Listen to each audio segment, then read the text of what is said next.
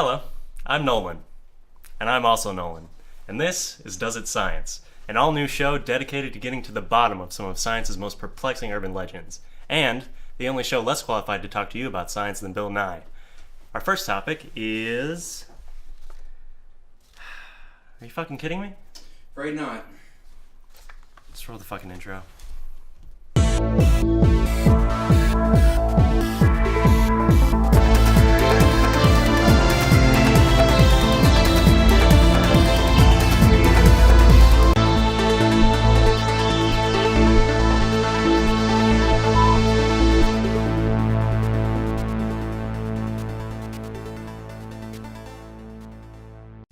That's right, folks. We're jumping out of the gate with perhaps the most unsolvable problem known to modern science. Now, we all know the Earth is flat, but just how flat is it? Well, according to basic logic and a third-grade understanding of what planets are, not very flat, it would seem.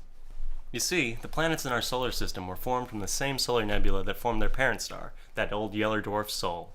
The gas and dust left over gets caught in the young star's sexy gravitational pull, colliding with other debris to form asteroids, planetesimals, and eventually the planets. At least, as far as we can tell. You see, there's really no way for scientists to go back in time and observe the formation of the solar system.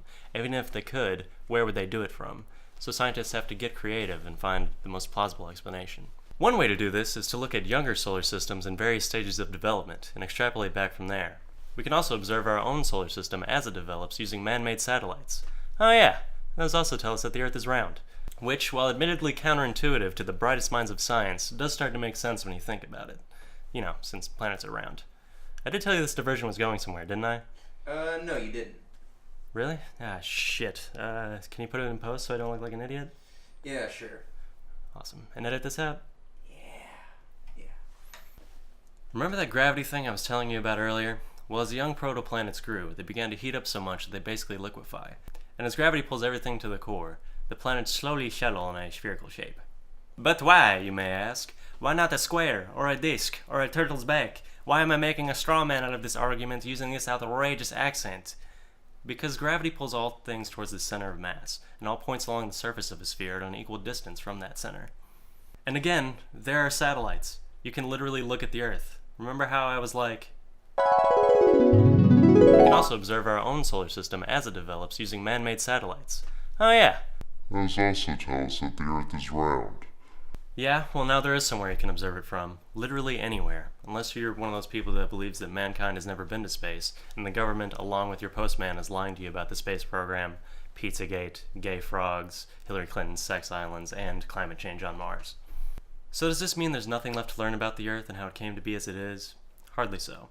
In fact, while we do definitively know that large bodies in space are indeed and inevitably round, according to an article published in October 2016 in the Journal of Geophysical Research, we aren't entirely sure about the structure and evolution of protoplanetary disks, the growth of the first planetesimals, orbital migrations driven by interactions between protoplanets and gaseous disks, the origin of the solar system's orbital structure, or the relationship between observed super-Earths and our own terrestrial planets. So how does a flat Earth do? Does it check out? Does it science?